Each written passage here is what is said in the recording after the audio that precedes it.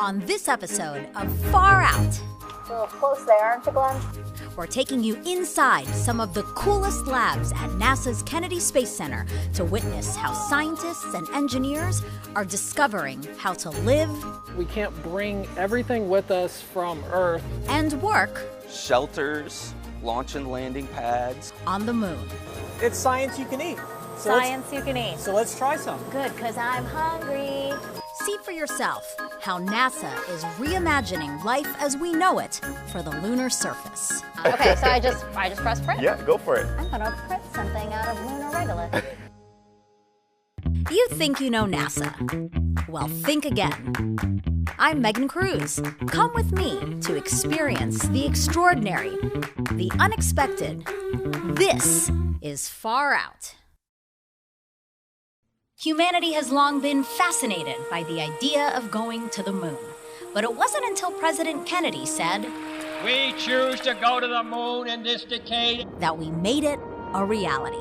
His challenge sparked NASA's Apollo program, and suddenly, the impossible became possible. Astronauts first landed on the moon in July 1969. And NASA kept sending astronauts there until December 1972 with Apollo 17. That looks like fun. But the longest any of those astronauts spent on the moon was about 3 days. Now, through its Artemis missions, NASA wants to return humans to the lunar surface for much longer. First a week, then eventually months. Not just to drive that cool rover again, but because we need to know how to live here before going here. This ambitious goal will drive scientific and technological advancements that ultimately benefit us on Earth. What are the things you need when moving to a new place? Well, for one, you need a place to live. Lucky for us, we know people in the lunar construction business. This is SwampWorks. This is a lab that's all about innovation. And has been for decades. Before SwampWorks, this was Kennedy's astronaut training building, where they practiced landing on the moon. Now, Nathan and other researchers are here to transform lunar regolith. What the heck is regolith? It's essentially the moon's version of soil, but it's nothing like our soil. It's more like coarsely ground up volcanic rock that can cut like glass. And dust so fine it gets everywhere. Just ask some of the 12 men who walked on the moon. Although the surface appears to be very, very fine-grained as you get close to it, it's almost like a powder. NASA wants to use this regolith to build homes and other structures on the moon. This would be a structure, unpressurized, kind of like an open garage. It will also have regolith piled over the top of it, and the regolith will provide astronauts protection from the radiation that we have on the moon, and it will also protect them from meteoroid impact. But it looks like you also have some rope here and Yeah, these are other really cool things that you can make. so what is this? This is called basalt glass fiber. You melt the regolith and pull it into very fine strands, and then weave it into different fabrics and ropes and other things that are useful for infrastructure. Wow, this is super impressive. It doesn't feel like something that was made out of rock. NASA would also want to build a launch pad. Imagine landing a rocket on Cocoa Beach. The sand would fly everywhere, right? Yeah. Well, if you have a bunch of equipment sitting next to it, you don't want it to get sandblasted. Right. So we have to prepare a surface where rockets can land on. How would you do that all on the moon? With this machine, of course. Oh, I thought this was a coffee machine. I was gonna ask you for a latte after this. Sometimes I wish it was a coffee machine. Instead of coffee grounds, Nathan says we'd pour in regolith and plastic to make moon concrete. Better than bringing our own concrete from Earth, because that would be expensive. You'd need about 125,000 tons of concrete to make a launch pad. That would take thousands of launches to get all that concrete from Earth to the moon. So can you show me how this all works? Can we make some pellets? Let's do it. Okay. Before we begin, we mask up so we don't breathe in the regolith. By the way, this is not real lunar regolith. It's crushed up rock from here on Earth that Nathan says is very similar to the real thing. See how it's very dusty? So fine, yeah. So be very careful dumping it in. Okay, oh, it's heavy. How much do I dump in? Keep going. Keep going. That's good. And here's the plastic. Okay. So just pour some in this one over here? Yep. Okay. Now it's time to start up the machine. All right, hit this button. Yeah, you got it. Okay. And now the machine starts to run. And faster than you can say espresso, it starts melting the plastic first. So now you can see we have plastic coming off. Oh, okay, yeah. This is not how it usually looks Okay. because we don't have the extruder nozzle on. Okay. But you get a chance to at least see what the material looks like. Looks like snot. So when do we add the regolith? I think we're at a good point to add the regolith Nice. right now. Okay. Okay, so now you can see the regolith is also going in. Oh, right, now something's coming out of this one. Yep. This mixture will get darker and then will be cooled in water before it's cut up into pellets. Then those pellets would go into a 3D printer. For that part of the process, let's go to Jaden Chambers, a robotics and automation engineer. And here we're able to monitor and control the temperatures. We're able to see the printer in action while also manipulating the offsets, the speeds, the position. If we want to start the print, I just go over to this tab right here where we see all of our files. Click on this NASA logo and you can go ahead and just click print and it'll start it right on the printer. That's it, that's all I need to do. That's all. Just This clicking is a button. easier than the printer in my home office that keeps breaking down. Okay, so I just press print? Yeah. Whoa! There it goes. This printer was designed and built by NASA from scratch. It's faster than most other 3D printers and can print bigger things. Right now, this material has the structural properties of wood, meaning like when we put it through strength testing, it is as durable as wood would be. The goal is for their moon concrete to have the best qualities of both wood and concrete.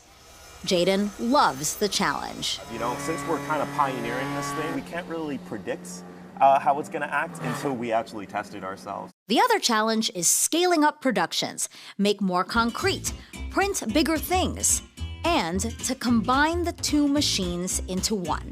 Look, they're already making great progress. As one machine. Yep, exactly. Wow, so the machine that we looked at before Yep. and this machine Combined. together, Yep. doing and it all on hooked its up own. to a giant robot arm. Wow. In the end, remember that launch pad? Nathan wants to be able to build that pad within 2 weeks. Incredible, right? That would typically take months. But what about what we're printing right now? It's still going, but lucky for us, we can fast forward. After speeding through about 40 minutes, Oh, it's really stuck on there, huh? Yep, there we go. Whoa. And you can go ahead and pick it up. Oh, really? Yeah. It's not. So it's not going to be No, hot. it'll be cool. Go for it. It Oh, hardens wow. almost immediately after hitting the bed. Oh my gosh, it's just like a little warm. Yeah. I'm surprised because you said the nozzle was 200 degrees Celsius. But as soon as it comes out and hits the air, it cools down just like that. while the science and technology is impressive, I'm also impressed by Jaden. Did you ever expect that you would be working on building structures on the moon? Never in a million years. I started in fast food, you know, but I had like a vision in mind that I wanted to obtain, and I just started reaching for the stars, and here I am. Well, we're lucky to have you here at NASA to make these structures on the moon, like we were saying. What do you think about me taking this as a souvenir? Go for it, yeah. Taking it It's as a yours. souvenir. There you go. So, NASA is working to make its own material to build structures on the moon. But before you can bake that cake, so to speak, we have to gather the ingredients. NASA has a plan for that too, using clever excavation robots like this one. Let's check it out on the other side of the SwampWorks lab with lead robotics engineer Drew Smith. Nice to meet you. Hi, nice Name's to meet Megan. you too. Hi, Megan. And what are you showing me today? So this here is our big bin. We call it the big bin because it's full of 120 tons of lunar regolith simulant. Can we see into it? Yeah, or- let's open up the door and take a Oh, look. nice. Yeah, it's like you're literally on the moon. And yes, we're totally getting in there. But it's kind of hard to hear one another inside, so we're gonna chat out here first. Drew says NASA uses different kinds of regolith simulants. What's in here is crushed volcanic rock from Arizona.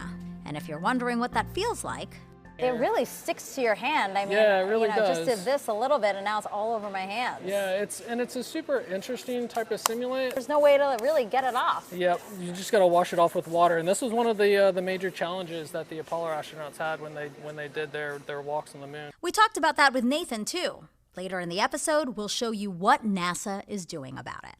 So I see you have a rover in here, so what's with that? Well, we can't bring everything with us from Earth, so we have to be able to excavate what is there on the moon. I see. To convert it into oxygen and water and everything else to be sustainable. How would that work? Basically, everywhere on the moon that you go, the dirt contains oxygen in it. We have to be able to dig the dirt to bring it to a processing plant. So you can actually get oxygen out of the dirt. That's right. Sounds like a great plan. However, you can't bring a big bulldozer with you on your rocket, right? Because it's too big, too heavy. Sure. So NASA's small solution for this big problem, da-da-da-da, Razor. So this robot's special because it's the way that it digs. Think about a backhoe here on Earth. Its massive weight keeps it on the ground while it digs on one side. But remember what Drew just said, we can't deliver a heavy machine to the moon. But with Razor, you're digging on the other side as well. Digging on both sides keeps it on the ground. That way, you don't need it to weigh a ton. But where's the steering wheel? Yes, it's a video game controller. I would not have expected that. Yeah, we use these controllers for lots of different reasons. They've gone up through a lot of ergonomic studies, right? So they make these things really easy to hold, get to all the buttons, and the software makes it really easy to map all your different operations with your buttons. So nice. This is what we use to control a robot. I will preface this with I haven't played video games in a very long time. So I get a few tips. Yep, it's actually really simple. And off we go. Should I try to go over this rock? Yeah, you can drive over top of it. Kind of go and hit it with one of your wheels. Oh! And so how do you dig? So digging, you would put the arms down to dig. Okay. And then you would turn the drums on. So now that we've taken it for a spin, it's finally time to get in there. But Drew says I have to hop into a bunny suit. Kid size, please. I haven't put on a bunny suit, actually. I don't think since I've been here at NASA. This is my first bunny. I think so. Yeah, look good, right? Look good. I know it. A little close there, aren't you, Glenn? Right away, I notice a remarkable difference between this dirt and anything I've experienced before. Oh, yeah. It's like it's water. Like, it's a really interesting type. So you can kind of see, like, if I take just like the least fluffy material away, it's like super hard. Yeah. Right? Why does this feel so different than like our dirt? It's about the particle size and the particle shape. Thanks to weather and time, the particles on Earth are worn down into a round shape. Think of the ocean waves rolling constantly over the sand. The moon, however, gets more of a sledgehammer treatment. Those particles haven't been weathered. They've been crushed by asteroids slamming into the surface. That creates the small, jagged particles covering the moon. Is it just me, or do you want to like make a sandcastle or a sand angel? You know what I mean? Yeah. Have you made a sand angel? I cannot confirm or deny that, but... All joking aside, this big bin is such a huge asset for NASA. All this regolith simulant, 120 tons of it, allows engineers to test machines like Razor in an environment that really mimics the moon. And what they're learning from Razor is now helping them build a smaller version called IPEX. It's IPEX that will eventually help our astronauts live and work on the lunar surface. That was a really cool experience. So it's always fun to work for what your passion is, right? So robotics and digging, excavation, it's not even like coming to work. When you were a kid, did you think this is what you'd be doing? No. Are you glad this is what you're doing? Yes. Thank you so much, Drew. Yeah, it's really great meeting you. Yeah, you too. We've been learning a lot about lunar regolith and how it could be a resource for us on the moon. But it's also one of the biggest challenges of staying there. Let's meet Charles Bueller now. Great to meet you. And this is? This is Hollywood. Hollywood. Who named him that? I did. Okay. And why is he named Hollywood? I don't know. He looks like a movie star. Actually, he does. He does. But why is he here with us today? He is donning an EDS suit. EDS, short for Electrodynamic Dust Shield. Basically, scientists here at Kennedy Space Center have found a way to use static electricity to keep dust off our stuff on the moon. We know Apollo astronauts would have loved this technology. The Apollo astronauts complained heavily about dust loading on their suits, on their visors, and in their grips of their tools and their hands. And they struggled with trying to remove the dust. Conventional methods like brushes and vacuum cleaners didn't work very well.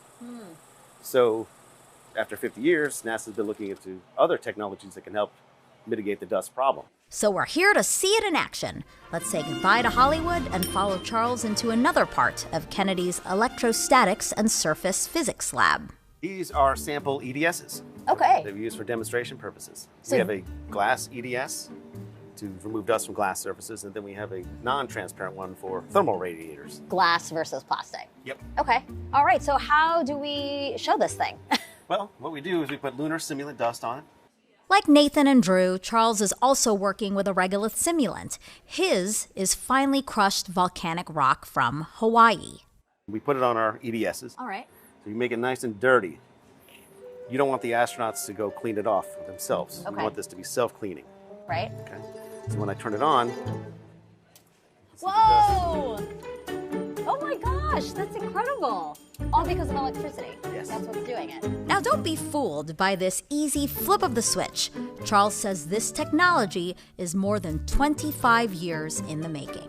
Can we see it again? Sure. It doesn't matter how much, or? Just a little bit, and Okay. just tap it over the top. Just tap, tap, tap. There you go. Yeah, okay. A little bit more on the other one. Put a lot on there, goodness. Oh, so sorry. That's okay. I really want to see the science work. All right. Okay. Is that right there? Okay. Okay, and then, so what are you doing here? I'm energizing this little tiny circuit. Okay. Okay. So that circuit puts out our voltage. In this case, it's about plus or minus 2,000 volts. Okay, and how does that compare to something we have in our house? 2,000 volts is much higher than we normally have in electricity. That's a high voltage system, but it's very low current, Okay. so it can't hurt you. Okay. So if you like, you can push this button. I would like that, thank Go you. ahead. So I just press this Yeah. right here? There you go. Whoa! You put a lot on there, so it's going to take a couple more seconds to remove, but there you go. Okay, so it works here on Earth, but what about in space? The team successfully tested the technology on the International Space Station. So a recent launch sent EDSs to the moon. They will test if they can keep solar arrays clean. You can't clean them easily. So we've incorporated EDSs into the cover glass of those. Oh, wow. They will also test the technology as a teleportation device. This device here is a conveyor. Oh, wow. So you can actually take a pile of dust, remove it, and make it reappear somewhere else. Charles wants to show me one last EDS. For that, we need to visit our friend Hollywood again, who, remember, is wearing an EDS. And who thought to make fabric out of it? Well, we've been making fabric EDSs for a long time. Okay. But one summer I had 11 interns, so I said, well, go make an astronaut suit that's self-cleaning. Told them what to do, and they had so much fun building this guy. And when they filmed one of their tests, keep a close eye on the dust on Hollywood's sleeve. Poof! Gone! Not like magic, but science. You love to get the young people excited about electrostatics. It's a hard field to get people excited about, but when they see something like this, it really motivates them. And do you think it'll really make a difference and really make our goals of going farther and farther into the universe easier? I think so. Yeah, because there's going to be a lot of dusty environments that we're going to encounter. So how do you feel, you personally, seeing this come to fruition? I'm excited about it. I really am. So we've been digging, building, and cleaning on the moon. I don't know about you, but all that work really works up an appetite. And that's another challenge when it comes to creating a community on the moon. Food. In the beginning, this is what astronauts could eat. And they washed it all down with Tang. Remember that? Today's meal choices are giant leaps better. But access to fresh food is still a work in progress. Just ask some of Kennedy's space farmers, Joya Massa and Trent Smith of Kennedy's plant processing area. So first we're going to go into our controlled environment chambers, but because we've come in from outside and we may have insects on us, we have to wear lab coats and gloves when we go in these chambers to keep the plants safe. So in here we've got tomato plants. Oh, wow. Oh, that's amazing. And these are an engineered type of tomato that might be a good candidate for space because they grow very fast. They produce a lot of fruit. Right now, Joya and the team are testing what external conditions help or hinder growth. They do the same kind of work on the International Space Station.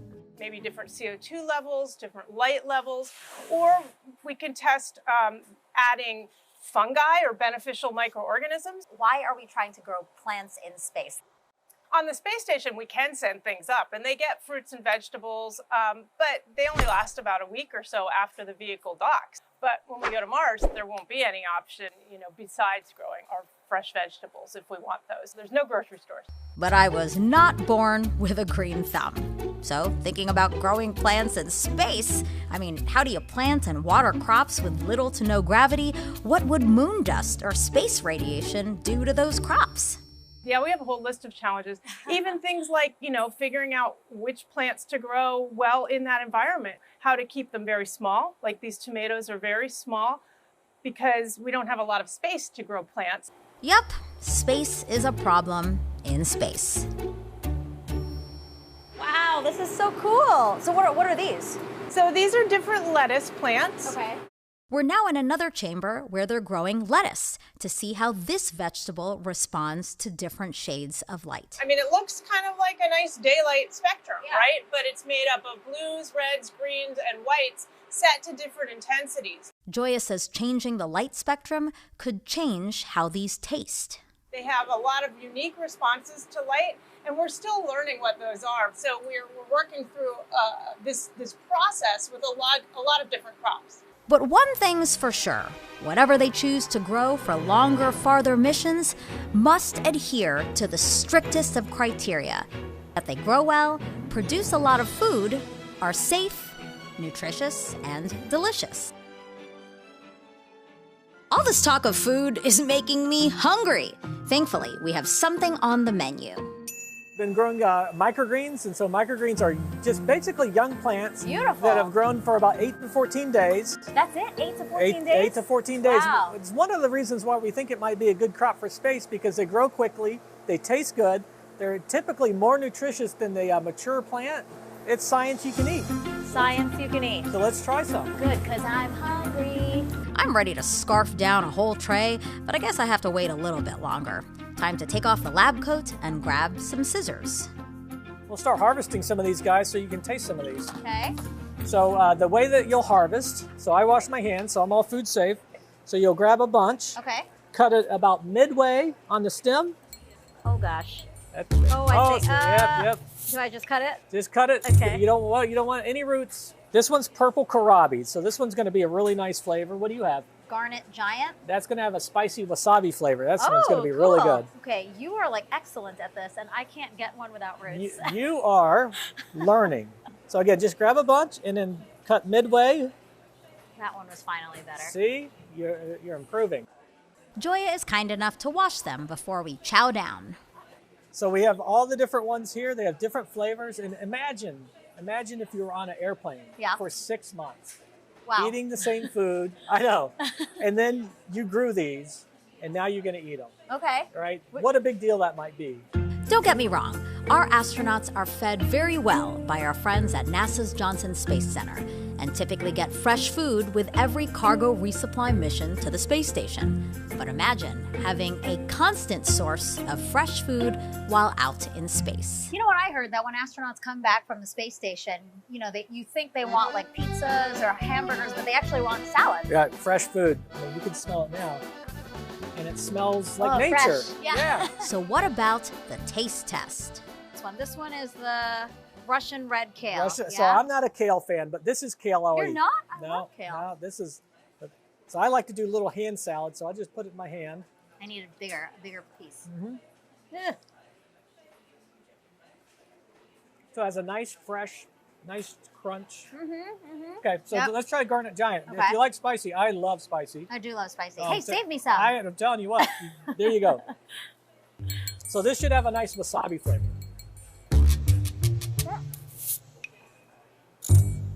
Oh my God. Yeah. It's good, but I did not expect this to be so potent.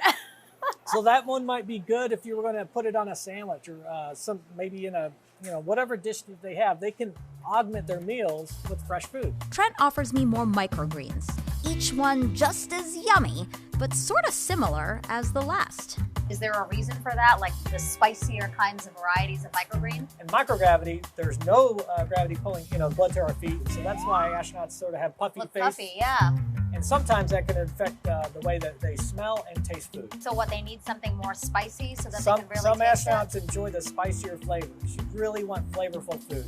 All of our crops that we send to the space station are tested at Johnson Space Center in the food lab for acceptability. They have to taste good. Yeah. Just like at home. You're not going to eat stuff that doesn't taste good. Sadly, it's time to walk away from the salad bar and into another lab where the team worked through another challenge. How do you handle dozens and dozens of seeds in microgravity?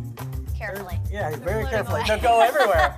So we came up with a food-safe, water-soluble polymer that we could cast and put the seeds in. So that seeds don't float away. Exactly. And the astronauts can handle it. Okay. And because soil won't be easy to handle in space either, astronauts on the space station have been testing these plant pillows in a growth chamber since 2014. I call it space dirt, but it's a calcined clay, exactly right. And it holds water and air at the same time. We use controlled release fertilizer, just like you might do at home. Joya and our scientists will plant the seeds here on the ground. But that doesn't work if we're going to Mars, right? Okay, got it. We want the astronauts to be able to plant their own seeds. So in 2021, NASA astronaut Mike Hopkins showed astronauts can plant their own seeds in space using the seed film. Trent shows me how Mike did it. So you put it in between Put it in three across. 3 across. Yep. And I just put it in. You just like slide this? it right in there. Does this go in? No, the wick stays out. The wick stays out. Okay, got it. We gave him crew instructions. I gave you nothing.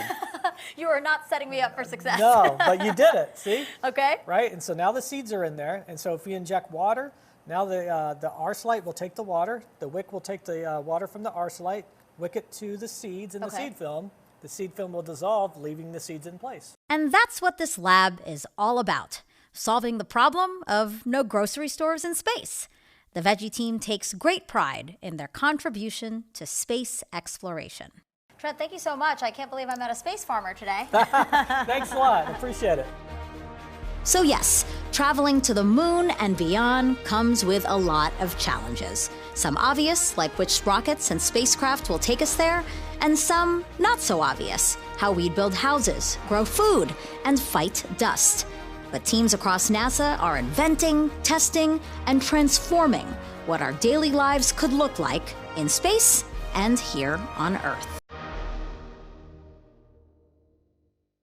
Before we say goodbye to Nathan, I really don't like how I did that. Sorry, one more time. Which is the equivalent of 14 Earth days because...